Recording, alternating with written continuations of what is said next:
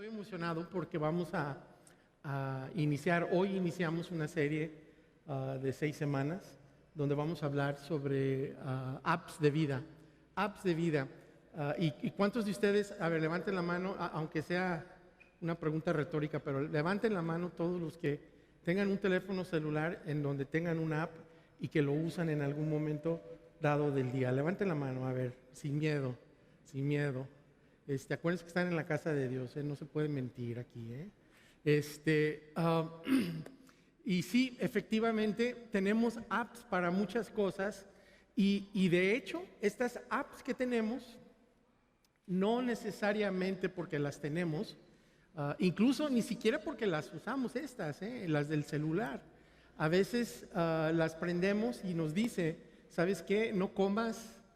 Una app de perder de peso dice, no comas esto y no lo comas entre tal hora y tal hora, y todavía nosotros tenemos que decidir si vamos a hacerle caso a la app o no, ¿verdad?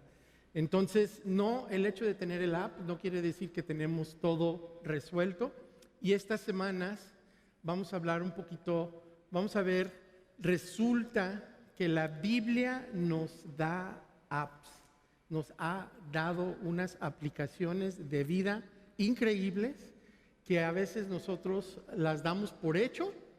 Esa es una cosa que sucede, y otra es que son tan comunes para nosotros, las hemos escuchado tanto tiempo que ni siquiera nos acordamos de que están ahí y que las tenemos.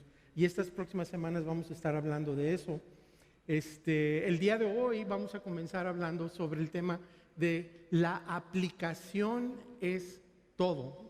Este es el tema del día de hoy, la aplicación es todo.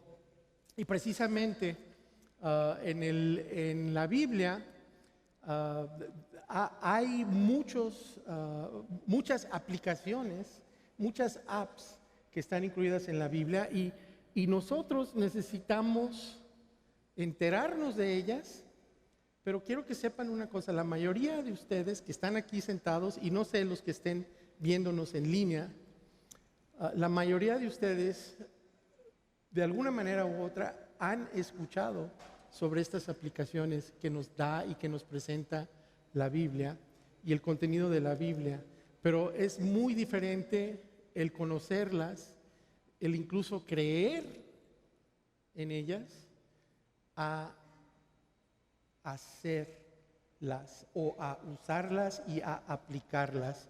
Y el día de hoy vamos a ver qué tan importante es la aplicación de estos principios. Ahora, si ustedes son no creyentes o si se consideran no cristianos y están visitándonos el día de hoy, ya sea en línea o que estén aquí sentados el día de hoy, les quiero decir que estas próximas semanas van dirigidas al cristiano, al creyente, porque estas apps que están en la Biblia precisamente son hechas para nosotros, para los creyentes, para los cristianos. Y si tú eres una persona que no te consideras cristiano y que nos estás viendo en línea o que estés aquí sentado, tienes la ventaja en estas semanas que vienen de sentarte y escuchar y ver, y si ves algo que te sirve, agárralo y úsalo. Pero si tú eres creyente y te consideras cristiano, tú no necesariamente tienes esa ventaja. Tú tienes la necesidad de aplicar estas aplicaciones, de usar estas aplicaciones en tu vida. En el pasado, los autores del Nuevo Testamento, cuando ellos comienzan y nos dan algunas cosas que hacer, nos dicen ideas y nos dan dirección, los autores del Nuevo Testamento, ellos daban por hecho que había una relación de la gente con la que ellos estaban hablando, una relación con Dios, una relación ya preestablecida y no una interacción así como Dios nos creó a todos y todos somos hijos de Dios, no ese tipo de relación, o sea, una relación más profunda, una relación que tiene más significado, que es una relación, precisamente la palabra Nuevo Testamento, testamento quiere decir contrato, efectivamente, es una palabra que representa contrato. Entonces, cuando los apóstoles y los escritores, los discípulos, escritores del Nuevo Testamento, nos mandan decir, ¿sabes qué? Haz esto, haz lo otro, sean de esta forma, sean de la otra forma. Nos lo están diciendo a nosotros, los cristianos. No se lo están diciendo a todo el mundo. Y a veces eso nos toma por sorpresa, ¿verdad? Algunos, no sé cómo estuvo, que en algún momento de la historia, y lo más probable es que le podamos echar la culpa a los pastores y predicadores de esto, ¿verdad? Pero en algún momento la iglesia decidió que todos estos mandatos y todas estas cosas y peticiones y instrucciones y deseos de Dios para nosotros que Él nos da, decidimos que esas aplican a todo el mundo. A todo el mundo. Cuando no es así. ¿Y qué resultó de eso? Pues resulta que la iglesia se convierte en un ente que agarra a la gente como tú que nos acompañas, que no eres creyente, no eres cristiano, no te consideras creyente, no te consideras cristiano, y nosotros te agarramos y te juzgamos en base al contenido de la Biblia. Y esto, fíjense, esto es algo igualito, imagínense, es muy similar a que si yo fuera a la casa de ustedes, a su casa, un día en la mañana y me levantara y dijera, oye, ¿sabes qué? ¿Está tu hijo? Quiero hablar con él. ¿Pero por qué quieres hablar? Es que quiero hablar con él porque él necesita, quiero que se empiece a levantar a las 7:30 de la mañana en lugar de levantarse a las 8.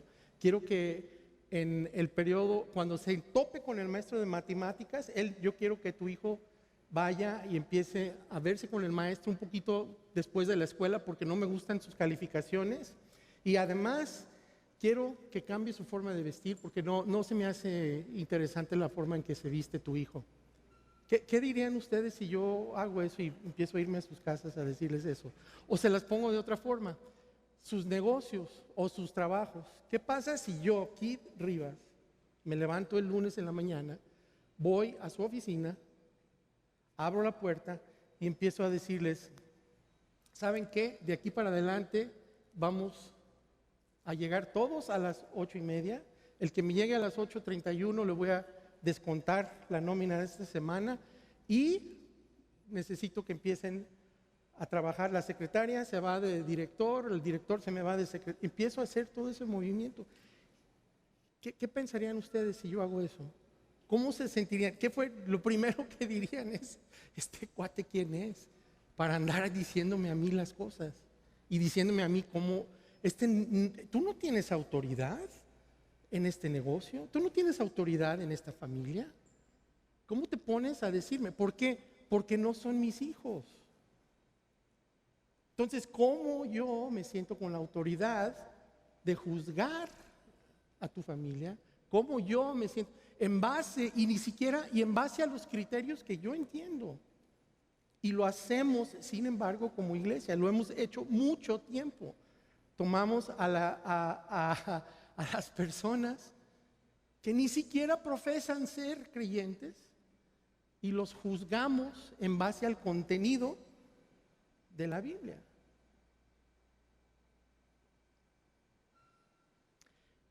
Y la iglesia pierde de vista esto. La iglesia se le pasa,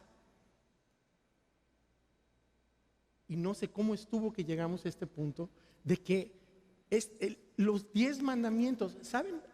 ¿Ustedes creen que los 10 mandamientos Dios se los entregó a la humanidad para que la humanidad los cumpla? ¿Saben a quién se los entregó? Se los entregó al pueblo de Israel. Había un convenio, un contrato hecho con el pueblo de Israel, y cuando bajó Moisés con los mandamientos no dice, estos son para todo el santo mundo, todos los que viven y han de vivir. No dice eso, dice, estos son para el pueblo de Israel, mi pueblo. ¿Y por qué? Porque había tenido él una relación con ellos, ya los había sacado de Egipto, los traía, les había alimentado, les había dado de comer, les había puesto techo, les había los protegía. Y si llega un momento donde Él dice, ¿sabes que hay unas cosas que yo creo que debes de hacer? Me gustaría que las hicieras. Y el pueblo de Israel dice, claro que sí, claro que sí. Ahora, no se confundan, yo no estoy diciendo que no es bueno que todos vivamos bajo los 10 mandamientos. Es excelente, es una excelente opción. Lo que yo estoy diciendo es que cómo juzgamos a alguien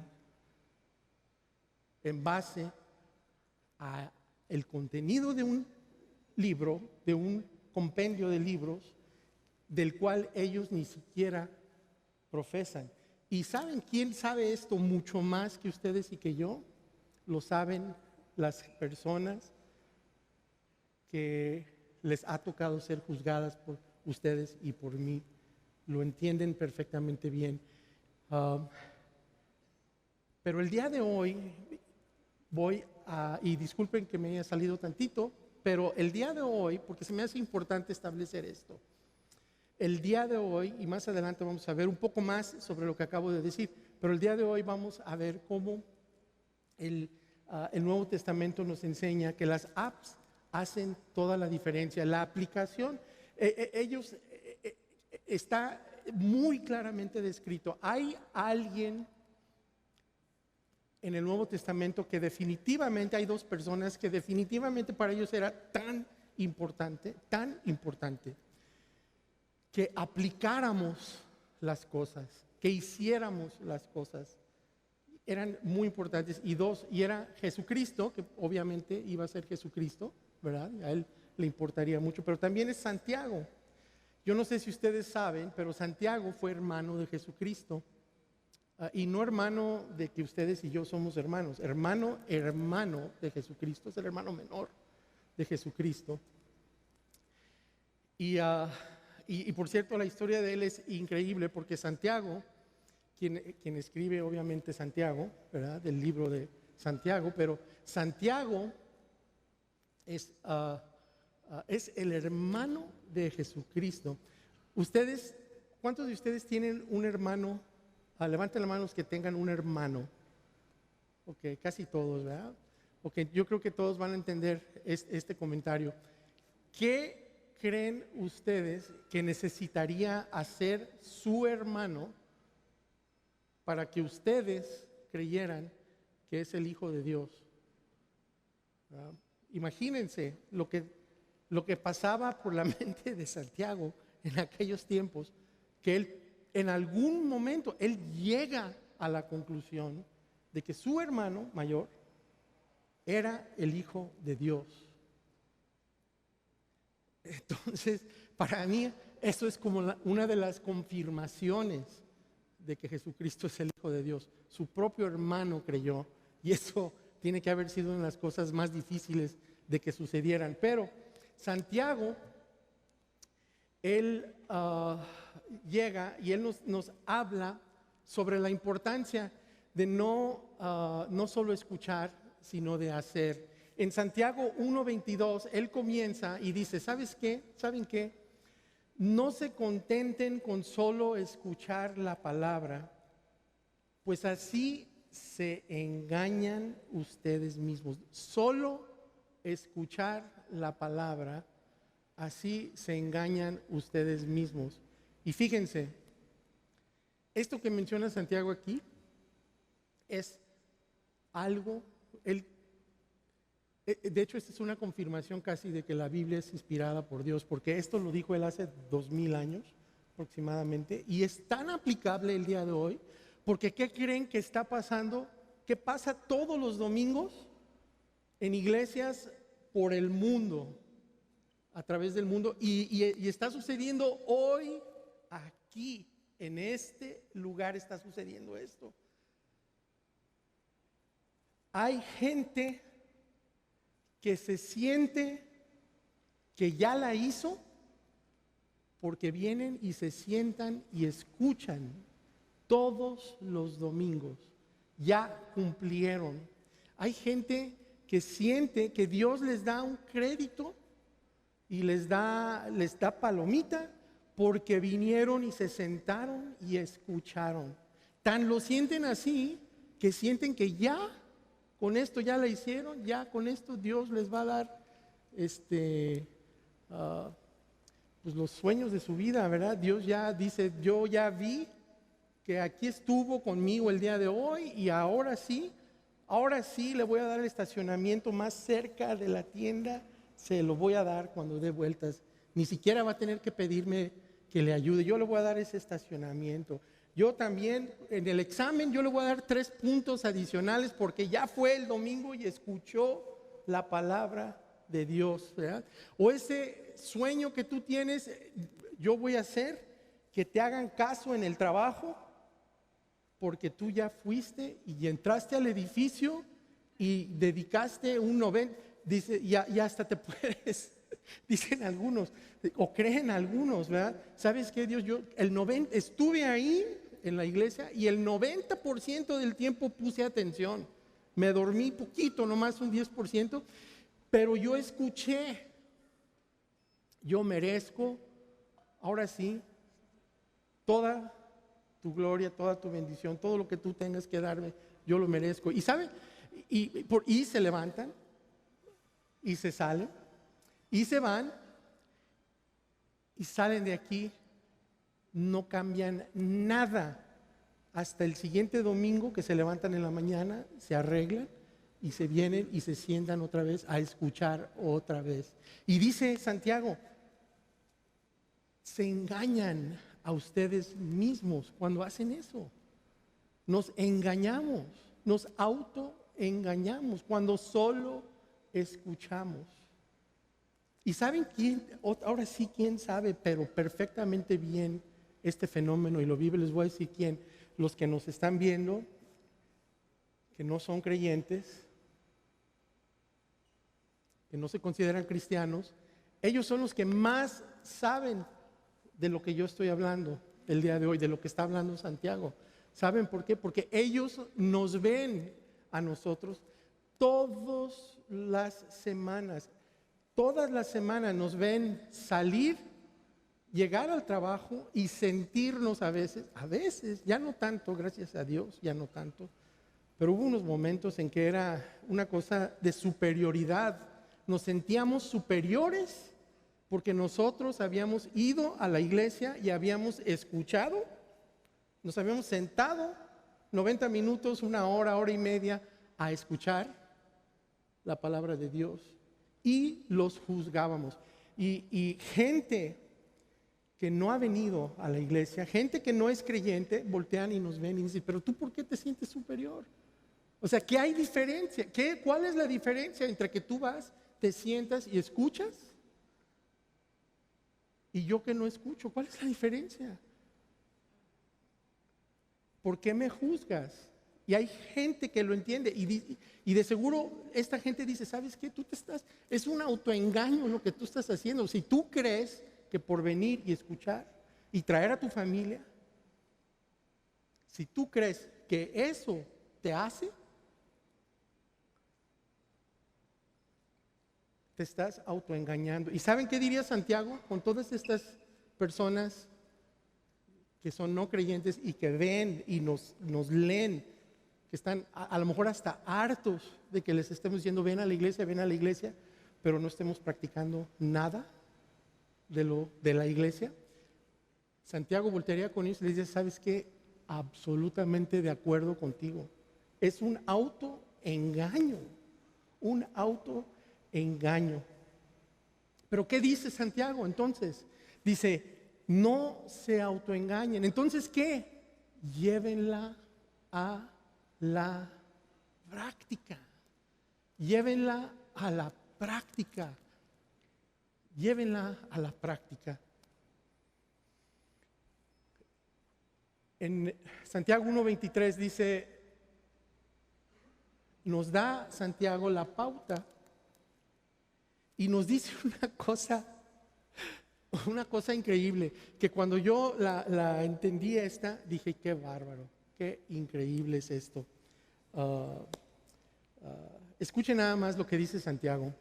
Dice, el que escucha la palabra, otra vez, si tú nos estás visitando, acuérdate que tienes el privilegio de agarrar lo que te sirva y no deshacerlo, o sea, no usarlo, usar lo que no te sirva, lo que sirva, como tú quieras, haz lo que quieras. Tienes ese privilegio, pero si tú eres un creyente, necesitas poner atención, porque nosotros necesitamos hacer esto. Dice, el que escucha la palabra pero no la pone en práctica, es como el que se mira el rostro en un espejo y después de mirarse se va y se olvida enseguida de cómo es. Sí, fíjense, está diciendo Santiago dice, esto es como que si tú agarras un espejo y volteas y lo ves, te ves en el espejo y dices, híjole, wow, Dios mío, ¿no? Aquí hay trabajo que hacer, ¿no? Piénsenlo de una manera física, no lo piensen de una manera espiritual ahorita, de una manera física. Tú agarras un espejo, volteas en la mañana, ¿verdad? Todo despeinado, todo desarreglado, o arreglada, desarreglada, y volteas al espejo y dices, híjole, hay algo que hacer.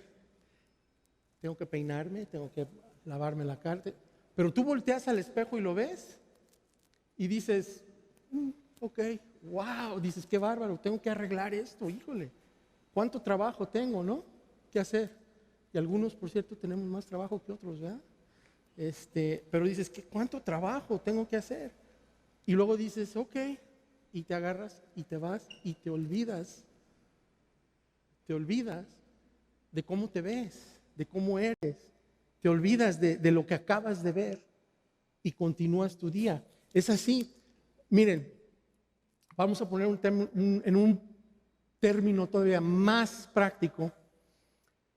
¿Cuántos de ustedes tienen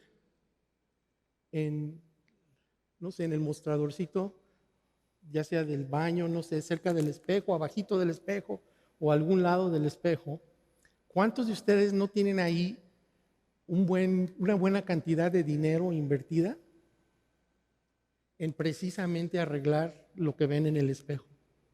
¿No? Cremas, mujeres, sobre todo, los hombres no tanto, pero de todas maneras, ¿verdad? ¿Cuántos de ustedes no voltean al espejo y dicen, híjole, en la mañana, no, híjole, yo esto lo tengo que arreglar? Entonces empiezan, de hecho, algunos de ustedes empiezan desde la noche anterior a arreglar lo que va a estar en el espejo en la mañana, ¿verdad? Pero ¿cuántos de ustedes no agarran el peine, el cepillo, la crema, el jabón, la loción, todo, y cuando dejan de voltear a ver el espejo? ¿Cuándo dejan? ¿Cuándo definitivamente es la última vez que voltean a ver el espejo? ¿Saben cuándo? Cuando terminan, cuando están ustedes satisfechos de que lo que está ahí está arreglado y es lo que ustedes buscan. Dice, el que se mira es igual al que se mira el rostro en un espejo y después de mirarse se va y se olvida de cómo es. ¿Cuántos de ustedes, cuando nosotros venimos aquí a la iglesia o fuera de la iglesia, cuando se levanta el espejo de la palabra, el espejo de lo que Dios nos está tratando de decir, de lo que debemos de escuchar, volteamos y vemos ese espejo y decimos, híjole, Dios mío, nos vemos reflejados en la palabra y decimos, hay algo que yo tengo que arreglar, hay cosas que yo tengo que mejorar, hay personas a las que yo tengo que perdonar. ¿Cuántos vemos todo eso en el espejo y luego decimos, ok, y nos levantamos y nos vamos? Y nos olvidamos de cómo somos, cómo estamos, y caminamos por la vida de esa misma forma. ¿Cuántos de nosotros no hacemos eso? ¿Saben? Les voy a dar un ejemplo y esto es en términos, nos enfocamos, estamos más preparados, con más intensidad y con más ganas de peinarnos, o sea, de vernos bien físicamente, que de vernos bien espiritualmente, de vernos bien emocionalmente. Le metemos más esfuerzo a peinarnos que a perdonar. Le metemos más esfuerzo a eso. Y eso es lo que nos está diciendo Santiago. ¿Sabes qué?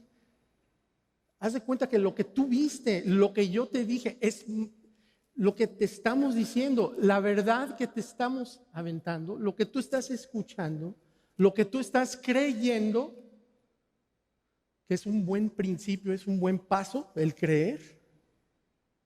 Pero si tú no lo haces, es como que si te mostramos todo, viste todo y agarraste y te fuiste. Y no hiciste nada, te olvidaste de lo que viste en ese espejo.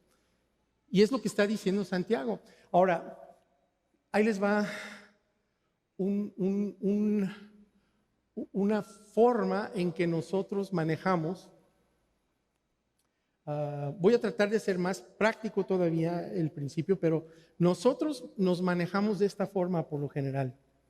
A ver si logro traducir. Nuestra vida espiritual, nuestro espejo espiritual, nosotros lo manejamos muy parecido a esto. Si yo lo tradujera a lo físico, sería algo así más o menos. Me levanto en la mañana, veo el espejo y digo, híjole, necesito rasurarme. ¿Verdad?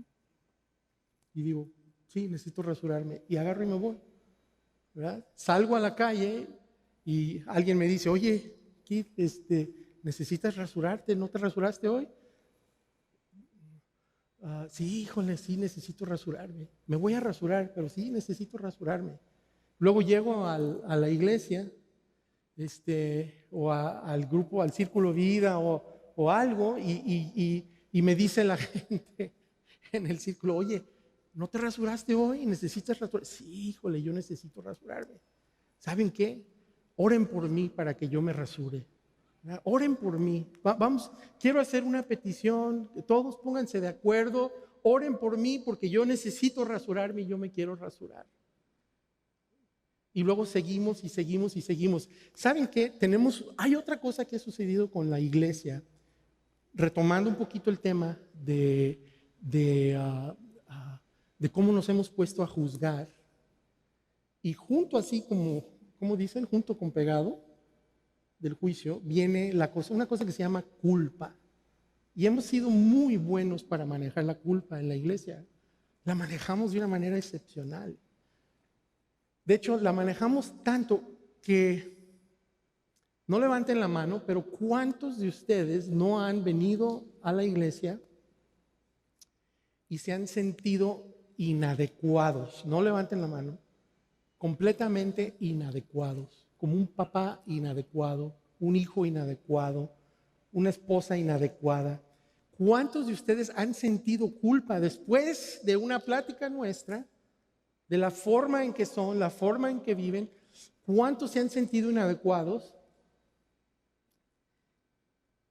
¿Y saben qué hemos logrado hacer en la iglesia? Nosotros hemos logrado que en la iglesia eso se llame una experiencia religiosa, o sea, le llamamos experiencia religiosa al sentido de culpa, al sentido de culpa. ¿Y qué creen? Entonces nuestra experiencia religiosa está sentada sobre la culpa. Entonces el cuate que se necesita rasurar, ¿cuándo se va a rasurar? Porque el día que se rasura, ese es el día en que pierde su relación con Dios. No, él necesita la culpa, porque es todo lo que conoce. Necesita la culpa. ¿Cómo voy yo a hacer? ¿Cómo voy yo a empezar a hacer cosas? A hacer lo que me dicen, porque si yo me rasuro, pues voy a estar bien. Si yo amo a mi prójimo, si yo perdono, voy a estar bien con Dios. Y entonces, ¿cómo le voy a hacer? Ese tipo de relación con Dios yo no la conozco. No la conozco. Entonces, es tan importante que nos movamos de un sentido de culpa y una forma de manejarnos con la culpa y que nos movamos simplemente a hacer, a ejecutar y hacer, y no ser como alguien que se ve en el espejo y simplemente da la vuelta y camina y se olvida de lo que está en el espejo. En Santiago 1:25 entonces dice algo bien así contrapuesto, una de esas frases, todas contrapuestas que uno no entiende de entrada porque no hace sentido. Dice, pero quien se fija atentamente, ¿saben lo que es fijarse atentamente? Les voy a decir lo que es fijarse atentamente. A ver, bueno, no les voy a decir que levanten la mano, pero ¿cuántas? Estoy seguro que no hay, bueno, puede haber 1 o 2 hombres que tengan esto en sus casas, pero por lo general las mujeres son las que lo tienen. ¿Cuántas de ustedes tienen un espejo, y no levanten la mano, un espejo de esos de atentamente? No, se los voy a describir cómo es el espejo atentamente. El espejo atentamente es así redondito y trae una lucecita así alrededor. No sé si lo hayan visto. Y a veces trae un chuponcito por atrás y lo pegan en el espejo normal. Y luego lo prenden y es convexo, cóncavo, no sé, como convexo, y tiene como aumento. Y se ve hasta la profundidad de los poros de la cara, ¿verdad? Y yo no sé si ustedes tengan uno de esos, pero sí existe. Cuando Santiago está diciendo, pero quien se fija atentamente, con toda la atención del mundo, en la ley perfecta que da, digan conmigo la palabra, libertad. Otra vez, que da libertad. ¿Cómo es posible que una ley dé libertad? Y cuando está hablando aquí, la ley perfecta está hablando del Antiguo Testamento, del Nuevo Testamento, bueno, no del Nuevo Testamento, pero de los escritos que ya habían andado y andaban rondando en esos días, de Jesucristo, de varios. Está él hablando ya de esos escritos, pero quien se fija atentamente en la ley perfecta que da libertad, esto no hace sentido. ¿Por qué? Porque ustedes y yo sabemos, ¿no? Sabemos. Yo me acuerdo, si usted, no sé cuántos de ustedes en algún momento de su vida tuvieron 14, 15 años. Quiero pensar que todos, ¿verdad? La mayoría. No sé cómo lo hicieron para brincarse esa edad, ¿verdad? Pero la mayoría de ustedes atravesaron esa edad. El concepto mío de la Biblia, el cristianismo, Dios, en aquellos años era era una privación total de mi libertad. Había cosas que yo quería hacer que no podía hacer. Y no podía hacer porque estaba en la Biblia y la Biblia lo decía. Había ese concepto en mi mente. Entonces, cuando yo leo esto que dice, quien se fija atentamente en la ley perfecta que da libertad, yo digo, ¿qué ondas? ¿De qué está hablando Santiago? ¿Cómo la ley perfecta da libertad? Bueno, resulta que ya a mis 30 años, nadie me entendió, tengo 53, no tengo 30. Yo sé que parezco que tengo 30, pero tengo 53. A mi edad, yo volteo y entiendo perfectamente bien lo que quiere decir esto. Perfectamente bien. En aquel tiempo, yo lo veía como una privación total de la libertad, pero aquí volteo y veo y entiendo. Fíjense cómo va más o menos. Hay unos principios bíblicos que hablan sobre tus finanzas. Por ejemplo, hay un principio que si lo estudias, ahí está en la Biblia, y a lo mejor algún día armamos un curso de finanzas, pero hay un principio que dice, tú agarra un 10% y dalo a Dios, agarra un 10% y dátelo a ti, de lo que ganas, y el 80% tú agárralo y vive. Haz lo que quieras y lo que necesites con ese 80%. Cuando ustedes y yo escuchamos eso, se oye y suena como que si nos están quitando la libertad en nuestras finanzas. Yo no estoy pudiendo tomar decisiones de mis cosas, porque de entrada ya me pusieron un cuadro, un marco, un margen, 10, 10 y 80. Y yo pierdo mi libertad. ¿Cómo esa ley, que no es ley, pero ese principio me quita la libertad? ¿Pero qué creen? 30 años después, 40 años después, el seguir ese principio te da libertad económica, libertad financiera. El no seguirlo te esclaviza a la deuda. El no seguirlo, eres ¿quiénes son tus dueños? Los bancos, las tarjetas de crédito, por Dios, los prestamistas, son tus dueños, trabajas para ellos. Y lo que tú ves como una imposición a tu temprana edad, después termina siendo, no era así. Realmente lo que es libertad, libertad financiera. Lo mismo en el siguiente tema, aguas, no se me vayan, por favor, porque sí se puede hablar de esto en la iglesia. El siguiente tema, el sexo. Hay cosas en el mundo emocional que si tú eres un chavito de 14, 15 años y voltea a alguien y te dice, ¿sabes qué? Espérate, tú no aguanta. El sexo es para el matrimonio. Pues eso se oye muy bien para los que están casados, ¿verdad? Los que estamos casados, se oye padrísimo.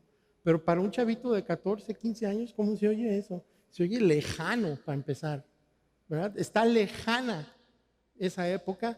Si es que algún día, en estas épocas, si es que algún día piensan casarse. Pero hay algo ahí, en esa abstención, ahí hay algo que pareciera detenerte, que pareciera imponerse en ti, que no debe de ser impuesto, pero pareciera que te detiene, que te restringe, que te hace así tu vida y caminar es así de chiquito y pequeño,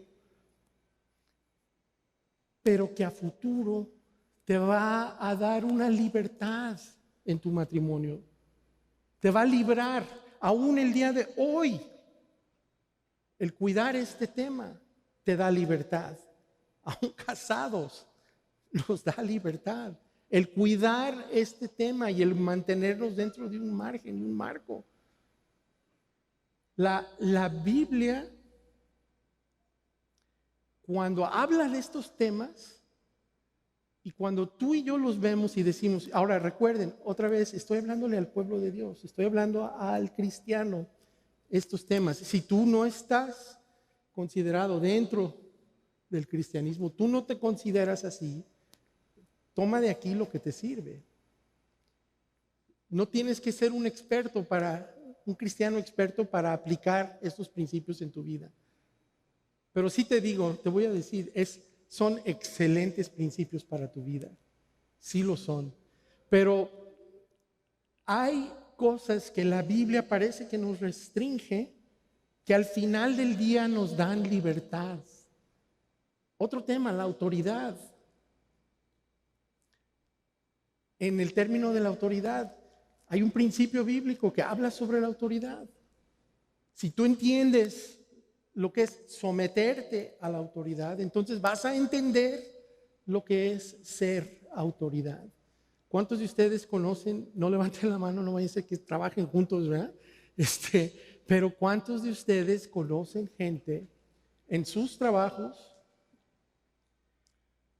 que aparentemente saben atender al de arriba, pero al de abajo no lo tienen ni por nada del mundo bien, ¿verdad? Son muy déspotas hacia abajo, hacia arriba son un amor. Hay gente así, esa gente no está entendiendo lo que es la autoridad y cómo funciona la autoridad. Pero hay cosas que te restringen. Dices, ¿cómo yo voy a obedecer a mis papás? Están bien confundidos, ¿no? Pero hay unas cosas, unas libertades a futuro y aún en el presente que llegan cuando tú obedeces a la autoridad y te sometes a autoridad.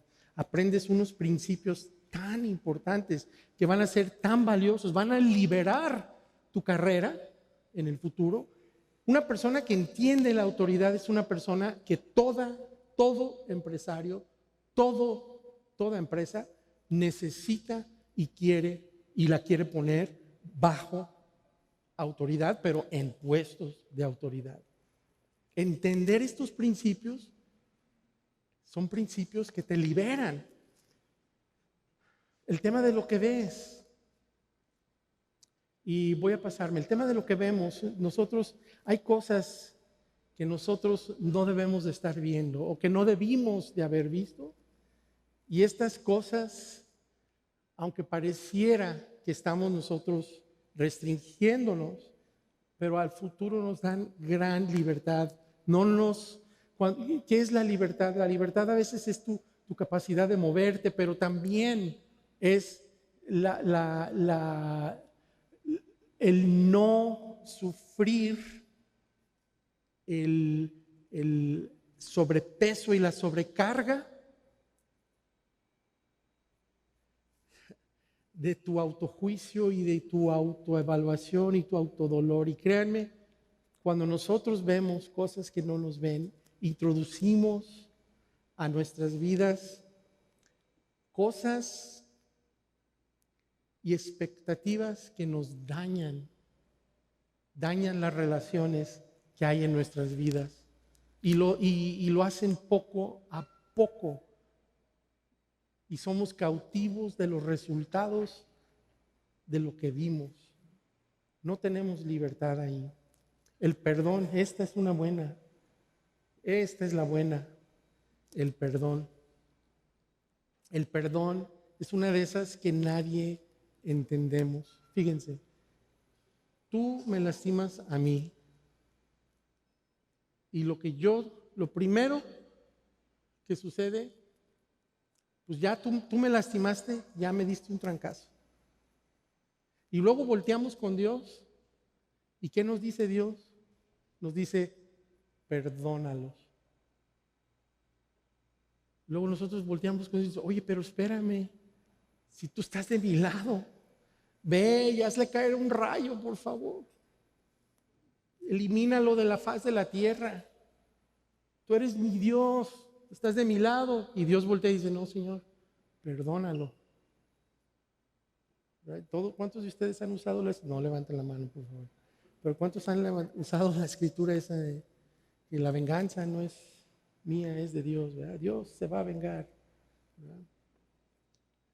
Pues sí, la escritura ahí está, ¿verdad? Pero también está la escritura de que Dios 70 veces 7, también está esa escritura, ¿verdad? A veces agarramos a conveniencia las cosas, pero Dios te dice perdona. Entonces dices, ¡puf! Y luego tú tienes, en el acto de perdonar, tú tienes que soltar y hacer como que no pasó nada y decirle, ¿sabes qué? Lo suelto, te perdono, no me debes nada, yo te perdono. Cuando tienes todas las ganas de tirar trancazos, ¿no? Y entonces, ¿qué pasa con el perdón? El perdón son 3 trancazos en uno, ¿no? Es el trancazo que te dio la persona, es el trancazo que te da Dios y luego es el trancazo que tú te autodas cuando de plano lo dejas seguir su camino sin haberle hecho daño.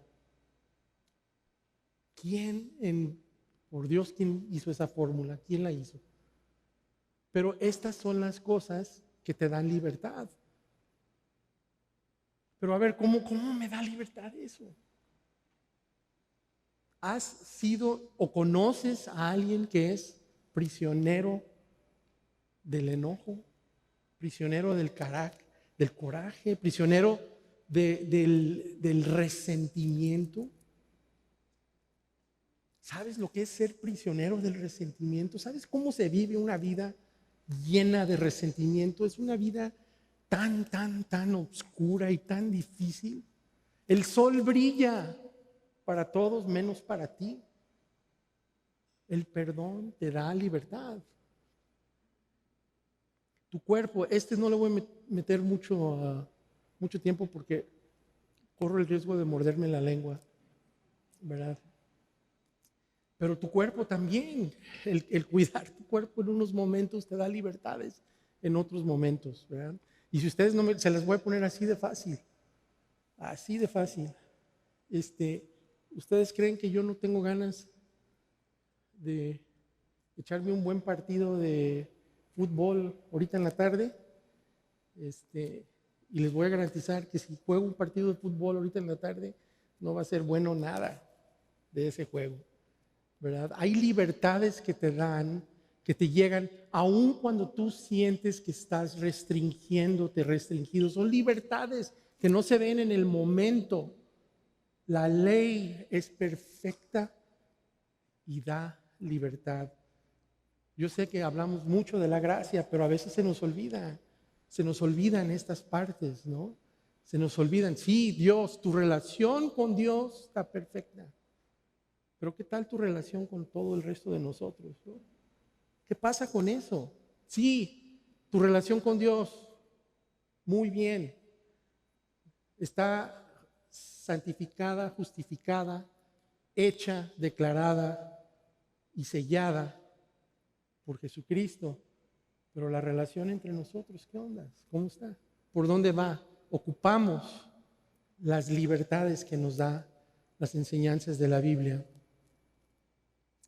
Y dice Santiago, pero quien se fija atentamente en la ley perfecta que da libertad y persevera en ella, no olvidando lo que ha oído, sino haciéndolo, ahí está la clave, haciéndolo, recibirá bendición al practicarla. Recibirá bendición al practicarla. La aplicación hace toda la diferencia. La aplicación hace toda la diferencia. Entonces, durante estas próximas semanas vamos a estar hablando y viendo 5 aplicaciones de la palabra para nuestras vidas.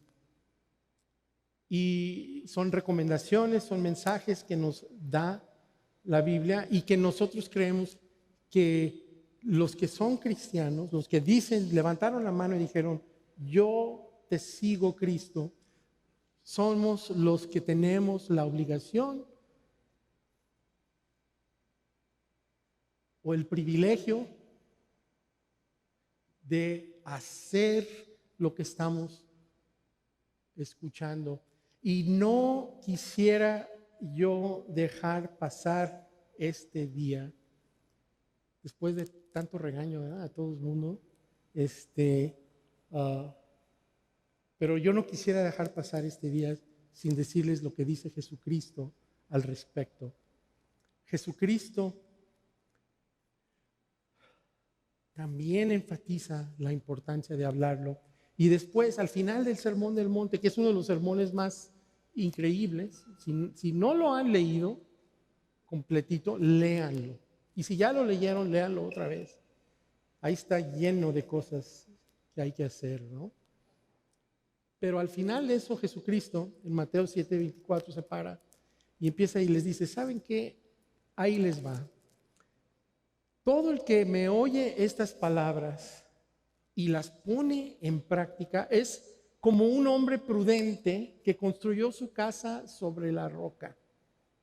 Y nosotros hemos leído esta escritura mucho tiempo y la damos por un hecho, ¿verdad? Es roca, arena, ¿verdad? Y eso muchos de nosotros conocemos esos términos. O construyes sobre la roca o construyes sobre la arena. Y el construir sobre la roca, yo no sé si ustedes saben, pero construir sobre la roca es difícil. La roca está dura. Construir sobre la roca no es fácil. Construir sobre la roca es el chavito de 15 años que somete sus hormonas y se aguanta hasta que está casado. Eso es construir sobre la roca, porque está difícil. Construir sobre la roca es perdonar a tu familiar, a tu hermano, a tu prójimo, a tu jefe, a tu compañero de trabajo. Eso es difícil, pero eso es construir sobre la roca. El poner en práctica es construir sobre la roca. ¿Y qué pasa con el que construye sobre la roca? En el resto de la escritura, que no la tengo aquí, pero en el resto de ese versículo, en el 25 dice: llega la tormenta y no pasa nada. Llega la tormenta a tu vida y tú estás fundamentado y tienes libertad. No te preocupas de lo que está pasando alrededor de ti, porque a ti no llega. ¿Y por qué no llega? Al final del día, ¿por qué no llega? Porque volteaste al espejo y no simplemente te retiraste. Te quedaste ahí hasta que entendiste, hasta que perfeccionaste lo que había ahí, sin temor, sin miedo, sabiendo que hay libertad en hacer las aplicaciones, en aplicar la escritura a tu vida. Una reflexión más y con esto termino. ¿Cuántos de ustedes recuerdan ese momento? Recuerden el momento en sus vidas, un momento en que si ustedes tuvieran la oportunidad de regresar a ese momento, lo cambiarían todo, todo. Recuerden ese momento en sus vidas. Recuerden, a lo mejor algunos de ustedes recuerdan un momento con pena. A lo mejor ustedes recuerdan un momento con dolor. Pero recuerden ese momento en sus vidas y quiero que volteen y vean. Lo más probable es que su físico estaba en muy buena condición. Lo más probable. Sus pelos peinados, su cara maquillada, su ropa bien puesta. Eso es lo más probable. Y sin embargo, vivieron y tomaron las decisiones más inadecuadas a lo mejor en sus vidas. Por fuera, aquí, en sus caras, su pelo, perfecto, pero su vida completamente imperfecta en ese momento. ¿Y qué es más importante?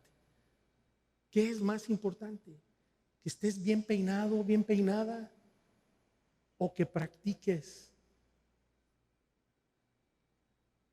los principios bíblicos en tu vida? Practiques lo que te estamos diciendo domingo tras domingo, que lo eches a andar y que lo practiques. Ojalá, con esto ya terminamos, ojalá, y que si gustan ponerse de pie, ojalá y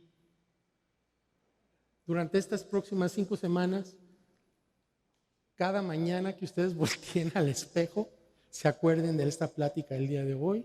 Ojalá y que ese sea un catalizador de que ustedes comiencen, hagan con alevosía y ventaja la intención y ejecuten el practicar algo de lo que estamos y de lo que han aprendido. ¿Durante cuántos años hemos estado aquí? Domingo tras domingo tras domingo. Y creyendo que esto es todo. No, esto es el principio. ¿Cómo vas tú a ejecutar algo que no sabes? ¿Cómo vas tú a vivir una vida que no sabes? Tienes que escuchar. Tienes que escuchar, pero es el principio, no es el fin. El fin de nosotros no es venir y sentarnos. El fin de nosotros es escuchar y levantarnos y salir y hacer en nuestras familias. Salir y hacer. Vamos haciendo una oración. Padre eterno, gracias por tu misericordia. Gracias por todo lo que tú has hecho en nuestras vidas. Gracias que tú no solo lo pensaste, no solo lo ideaste, sino que lo hiciste, creaste a este mundo. Después de decir algo, tú lo hiciste. Y en esta mañana, Padre, ese mismo espíritu, yo te pido que lo infundas en tu creación, que está aquí, que nos está escuchando, y dales a ellos el valor y el coraje para que ellos hagan tu palabra y el entendimiento para que hagan tu palabra y que cambien sus vidas, cambie su futuro, que entre la libertad a sus vidas, que ellos desde el día de hoy empiecen a liberar su futuro. En el nombre de tu Hijo Jesucristo. Amén. Amén, amén.